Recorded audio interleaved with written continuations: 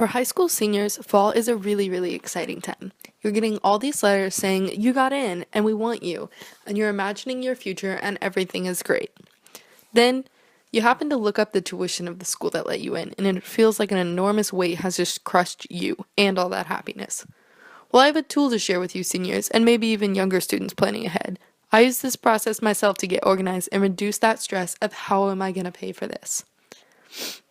As no organizational tool would be complete without an acronym, I give you FOSHO.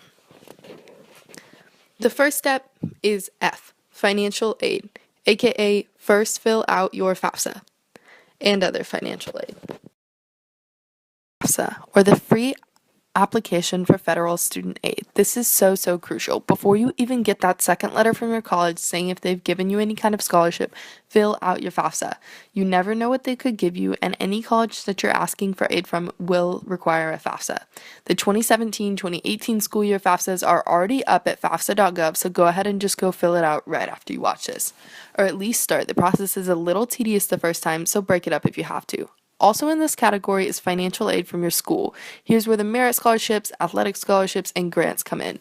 Also, make sure you check the website of your school to see if there's any outside scholarships you qualify for. For example, some schools give money for being valedictorian or a high-achieving minority, so make sure you aren't missing out.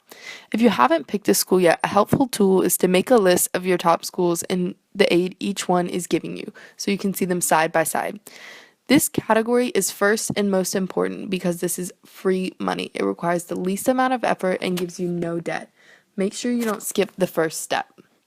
Next we have O, outside scholarships. These take a little bit more work, but they are still awesome. They come from corporations and small businesses looking to give back.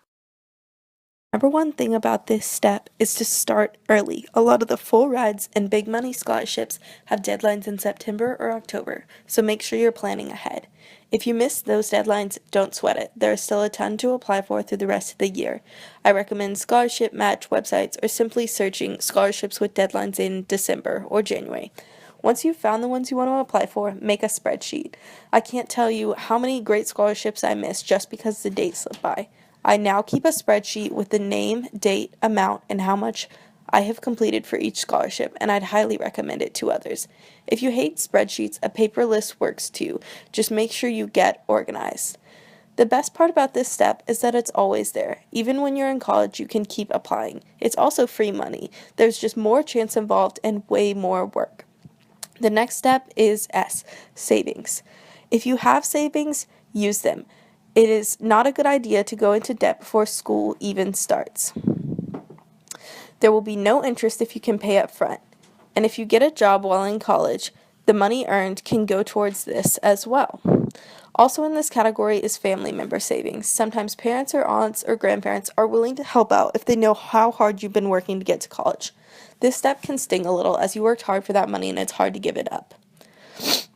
At the end of the first 3 steps, you've exhausted all of the funds available to you. If you still don't have enough to cover expenses, it's time to start thinking about borrowing money. But before you borrow a dime, H, have a plan. The first part of this step is to reduce the amount you will have to take out in loans. Now you say, how am I supposed to make school cost less? They charge what they charge, but there are ways to reduce the amount of time you'll be at school.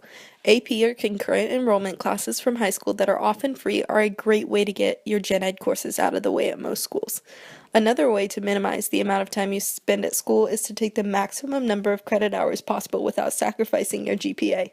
Most schools charge the same tuition for a range of credit hours, about 14 to 19, so there's a way to get the best bang for your buck. The second way to plan ahead in this step is to choose the loans you must take out very carefully. Shop around between different loans. Find the lowest interest rates possible for your situation.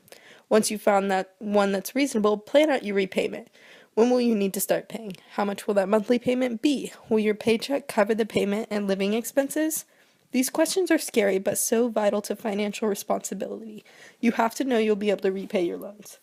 Lastly, and most rarely, is O, outside loans. A lot of students need loans. Just be responsible about how much debt you have versus how much you'll be making. With these 5 steps, you should be ready to tackle paying for college.